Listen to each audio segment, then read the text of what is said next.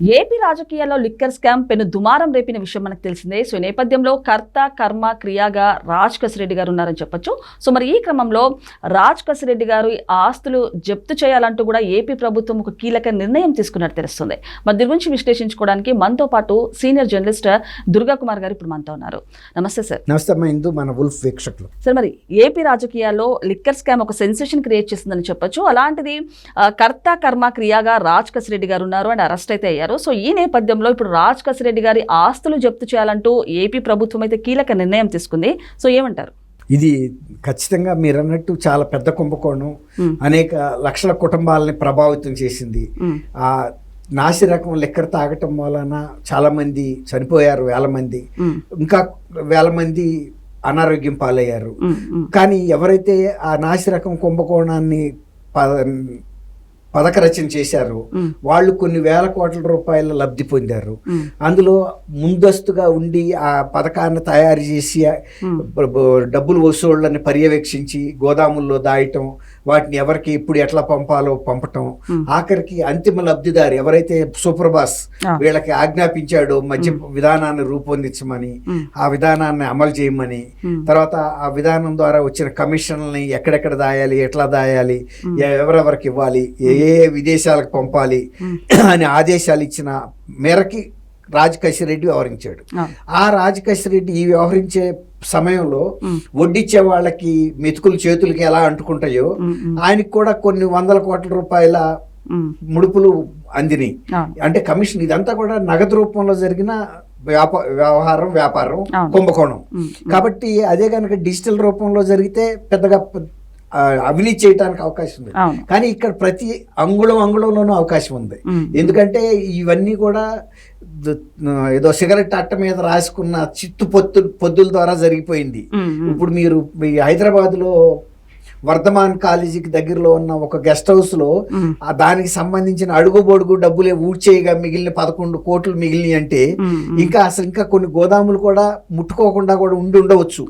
ఇప్పుడు కనుక రాజ్ కసిరెడ్డిని గట్టిగా అడిగి ఇంకా ఎక్కడెక్కడ గోదాముల్లో ఏమైనా ఉన్నాయా, మిగిలి ఉన్నాయా, లేకపోతే సగం ఖాళీగా చేసిన తర్వాత ఇంకా ఉన్నాయా అనేది పట్టుకుంటే అయ్యి దొరకవచ్చు.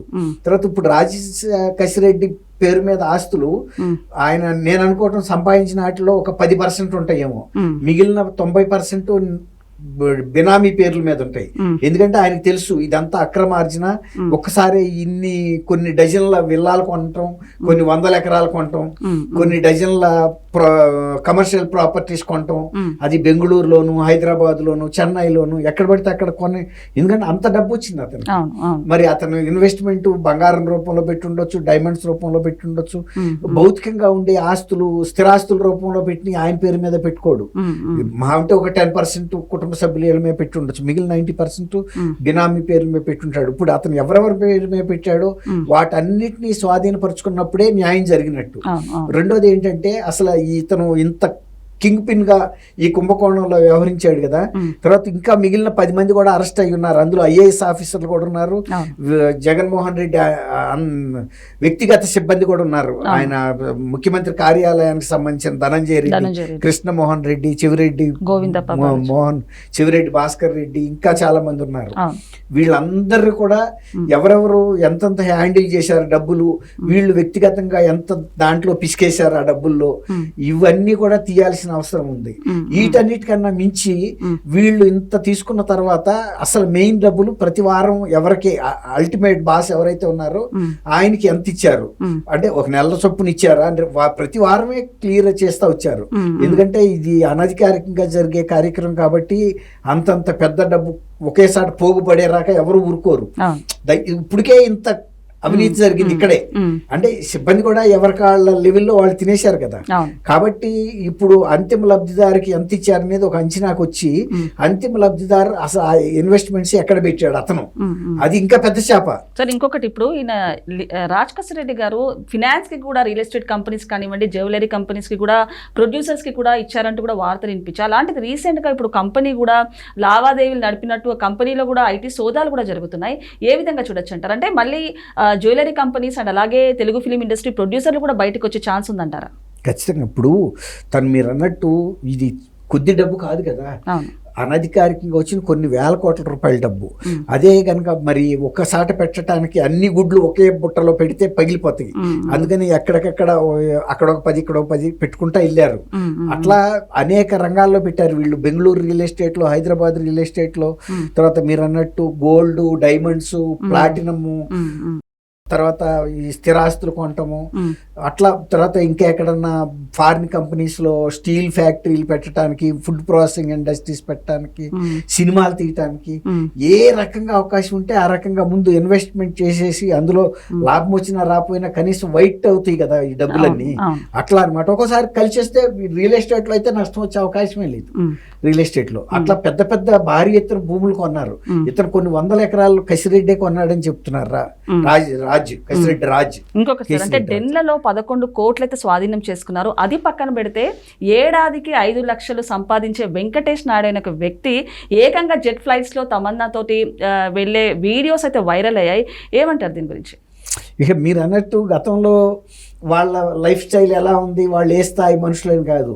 ఈవెన్ ఆ మాటకు వస్తే రాజ్ కేశరెడ్డి కూడా, అతను వాళ్ళ ఫాదరు కృష్ణానగర్ లో ఒక ప్రొవిజన్ షాప్ వాళ్ళది. ఆ తర్వాత సిమెంట్ వ్యాపారం, స్టీల్ వ్యాపారం చేశారు. ఒక సాధారణ మధ్యతరగతి కుటుంబం, మధ్యతరగతి కుటుంబం తక్కువే. మరి వాళ్ళ రాజకేశ్వర రెడ్డి ఏ స్థాయికి వెళ్ళాడు? అందులో వాళ్ళ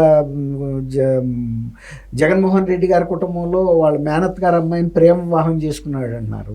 తర్వాత అందుకు వాళ్ళు ముందు ఒప్పుకోకపోవటం వలన అతను తన ప్రాణభయంతో ఇక్కడికి రాలేదు.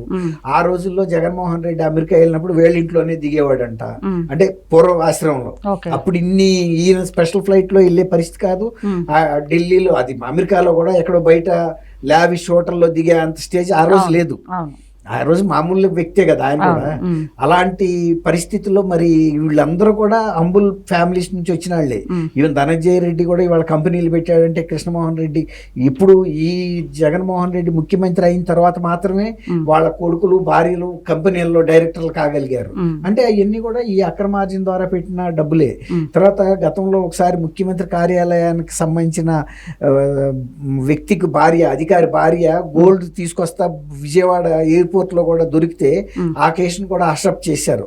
అంటే అప్పుడు నుంచి జరుగుతానే ఉంది. దుబాయ్ వెళ్ళి అక్కడి నుంచి తక్కువ కిలోలు గోల్డ్ తీసుకొచ్చి, అదేమంటే మేము ఫలానా ఐఏఎస్ ఆఫీసర్ గారు భార్యని చెప్పుకుంటే జనరల్ గా కస్టమ్స్ లో వీళ్ళు కొంత ప్రోటోకాల్స్ పెడతారు.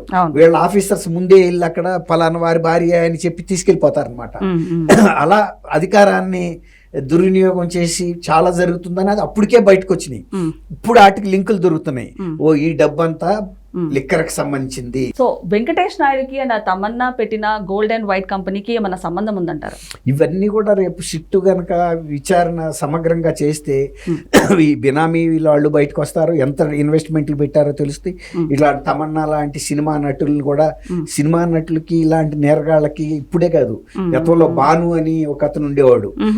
అప్పుడు అతను కూడా ఈ ఫ్యాక్షన్ లీడర్ ఒక అతన్ని చంపేశాడు, అనంతపూర్ డిస్ట్రిక్ట్ సంబంధించిన మధ్య చెరువు సూర్యుని. అప్పుడు కూడా సినిమా యాక్టర్ల పాత్ర బయటకు వచ్చినాయి, ఎవరెవరితో వీళ్ళు విలాసంగా గడిపారని. కాబట్టి ఈ రెండు కలిసి ఉండే రంగాలే. డబ్బు ఎక్కడుందో అక్కడే ఉంటాయి ఇవన్నీ. కాబట్టి ఇవన్నీ కూడా బయటకు వస్తాయమ్మా. ఇప్పుడు ఖండించడానికి అంటే వీడియో రూపంలోనే ప్రూఫ్ దొరికిన తర్వాత ఖండిస్తే ఇంకా పుంకాలుగా వస్తాయి. అందుకన్నా మౌనంగా ఉండటమే బెటర్.